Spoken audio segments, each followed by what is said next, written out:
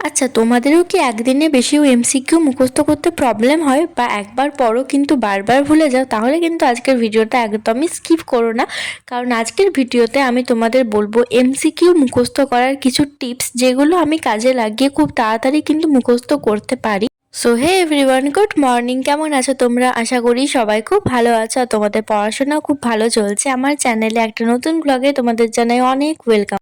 তো চলো ভিডিওর মেন টপিকে আসার আগে আজকে সকাল থেকে একটু কী কী করলাম সেটা তোমাদের সাথে শেয়ার করি। আজকের ব্লগটা কিন্তু শুরু করেছি একদম সকালবেলা থেকে, আর আমার সকাল বলতে 9টা 9:30, সেটা কিন্তু তোমরা অনেকেই জানো। হ্যাঁ, এরপর যারা নতুন তারা ভাববে এত লেট করে কেন ঘুম থেকে উঠছি। আসলে না, আমার ঘুমাতে ঘুমাতেই প্রায় 3টা 3:30 বেজে যায়, সেজন্য আমার সকাল সকাল একদমই ঘুম ভাঙে না, তার জন্যই কিন্তু একটু লেট করে উঠি। তো ঘুম থেকে উঠে প্রথমে জানলাটা খুলে দিয়েছি, একটু রোদ আসবে। আর আজকে কিন্তু অন্য দিনের থেকে একটু বেশি ঠান্ডা লাগছিল, না হলে অন্যদিন আমি যখন উঠি তখন কিন্তু একদমই ঠান্ডা থাকে না। ঘুম থেকে উঠে প্রথমেই যে কাজটা সেটা হচ্ছে বিছানাটাকে গোছানো, তারপর পড়তে বসা। সবসময় না ঘরটাকে আমি একটু অর্গানাইজ করে রাখার চেষ্টা করি, কারণ বিছানাটা যদি অগোছালো হয়ে থাকে তাহলে কিন্তু কিছুই ভালো লাগে না। আর অবশ্যই ঘুম থেকে উঠে তো সবার আগে বিছানাটা গোছানো দরকারই। আর আমার পড়ার রুটিনটাকে আমি 3টে ভাগে ভাগ করে নিয়েছি। একবার ঘুম থেকে উঠে খাওয়া দাওয়ার পর পড়তে বসি, তখন প্রায় 2-3 ঘন্টার মতো বসি। তারপর একবার বিকেলে, তারপর রাতে, মানে প্রায় মাঝরাত পর্যন্ত। তো আজকে তোমাদের সাথে আমি সকালেরটা শেয়ার করছি, বাকি ভিডিওতে বাকিগুলো শেয়ার করব।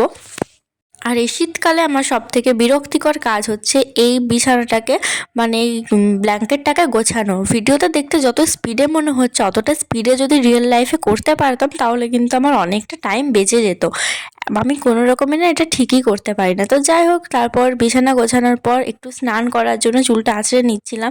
আমি কিন্তু একেবারে স্নান করেই পড়তে বসি, কারণ পড়ার মাঝে যদি স্নান করতে উঠি তাহলে একটু মানে কনসেন্ট্রেশনটা চলে যায়। চেষ্টা করি পড়ার আগে সমস্ত কাজগুলো করে রাখা। মানে তোমরা যখন সকালে পড়তে বসবে চেষ্টা করো একটু স্নান করে পড়তে বসার।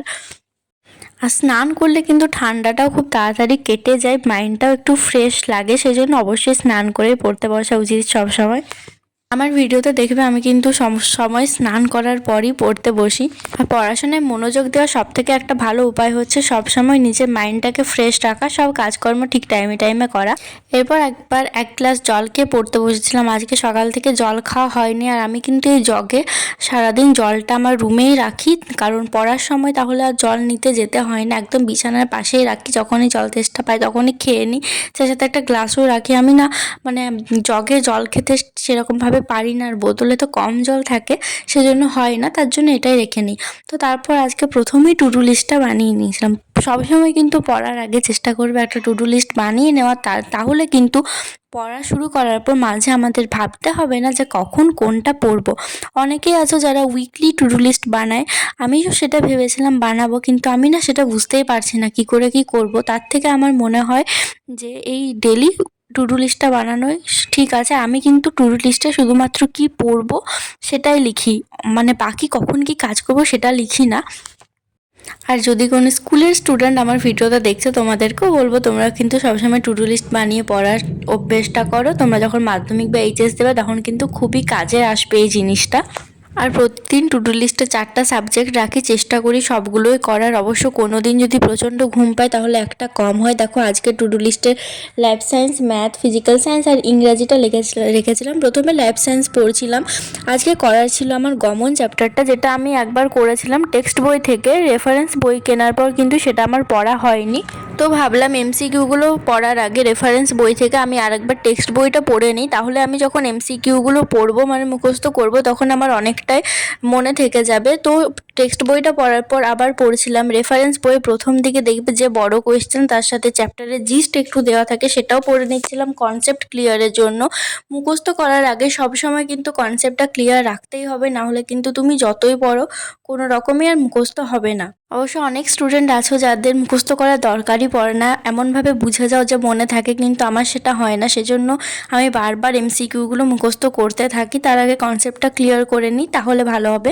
আমাকে একজন কমেন্ট করেছিল যে এই যে রেফারেন্স বইটা কিভাবে পড়ি, এমসিকিউ করি না বাকিগুলোও পড়ি। তো বাকিগুলো পড়ি, কিন্তু একবার দুবার জাস্ট রিডিং দেওয়ার মতো, একটু কনসেপ্ট ক্লিয়ারের মতো। এমসিকিউগুলো মুখস্থ করি, কিন্তু এগুলো মুখস্থর মতো পড়ি না, মানে জাস্ট বোঝার জন্য। তারপর শুরু করে দিয়েছিলাম এমসিকিউগুলো মুখস্থ করা। এই চ্যাপ্টার থেকে কিন্তু অনেকগুলো এমসিকিউ ছিল। মানে এমসিকিউ, এসএকিউ, সেই সাথে শূন্যস্থান পূরণ, সেইগুলো মিলে টোটাল 145টা ছিল।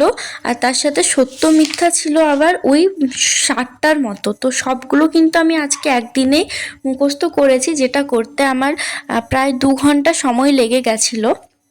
তো দেখো আমি কিভাবে করি সেই প্রসেসটা তোমাদের একবার দেখিয়ে দিই। এখানে যেমন 1 থেকে শুরু করে এসএকিউ ছিল 31টা, আমি কিন্তু প্রথমে 10টা 10টা করে মুখস্থ করি।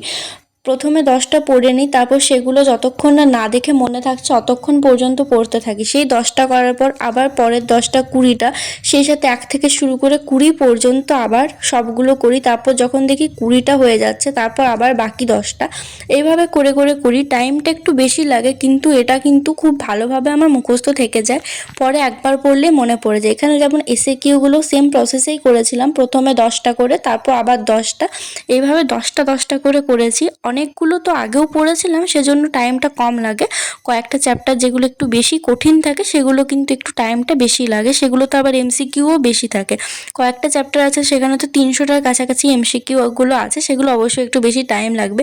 তো তোমরা কিন্তু এভাবে হাফ হাফ করে পড়বে, তাহলে কিন্তু সত্যি বলছি খুব ভালোভাবে মনে থেকে যাবে।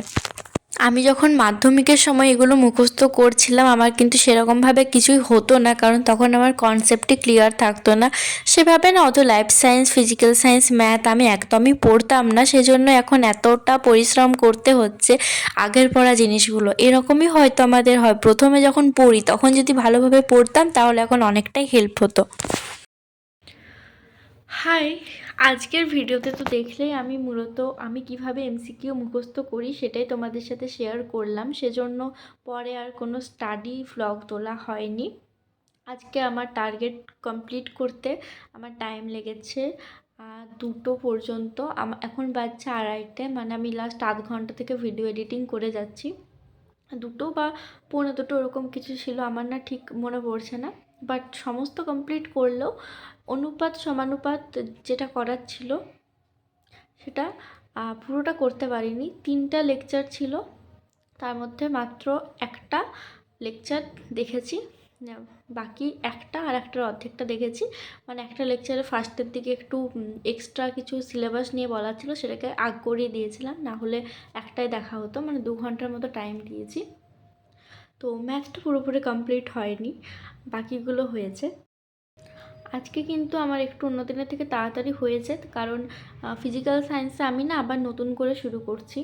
মানে বল গতিটা আমার একবার হয়ে গেছিলো, যেটা একদম ফার্স্ট চ্যাপ্টার। তো ভেবেছি এরপর থেকে একদম ফার্স্ট থেকে শুরু করব, কারণ এতদিন পর্যন্ত যা পড়েছি ঠিকমতো আমার মনে থাকছে না, কারণ হয়তো এখনও আমি বুঝতেই পারিনি জিনিসটা। সেজন্য ভেবেছি আবার প্রতিটা সাবজেক্ট ঘুরে থেকে লেকচার দেখব, টেক্সট বই পড়বো। রেফারেন্স বই তো নেই, তার জন্য ওই কোচিংয়ের নোটগুলো আমাকে আবার কষ্ট করে খাতায় লিখতে হবে।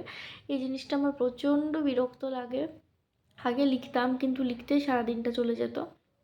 এখন যবে থেকে সে লেখাটাকে বন্ধ করেছি তখন থেকেই কিন্তু শুধুমাত্র স্টাডির পেছনে আমি 8 থেকে 10 ঘন্টা প্রতিদিন দিতে পারছি। প্রতিদিন না, সপ্তাহে 2 দিন পড়ি না, কিন্তু 2 দিন অন্য পড়া পড়তে হয় সেজন্য। বাট কী করবো, রেফারেন্স যখন নেই তখন তো কষ্ট করে লিখতেই হবে। তো আজকের মতো ব্লগটা এখানেই শেষ করছি। সবাই খুব ভালো থেকো, সুস্থ থেকো। আর তোমাদের যদি কিছু জানার থাকে বা নেক্সট কোন টপিকের ওপর ভিডিও দেখতে চাও আমাকে জানিও। দেখার জন্য একটা ভিডিওতে। Bye, good night.